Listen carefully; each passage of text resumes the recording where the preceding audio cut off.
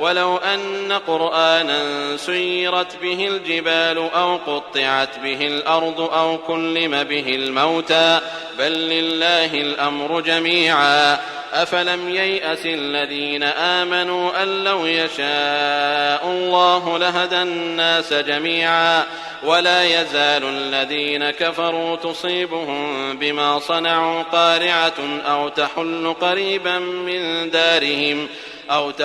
قريبا من دارهم حتى يأتي وعد الله إن الله لا يخلف الميعاد.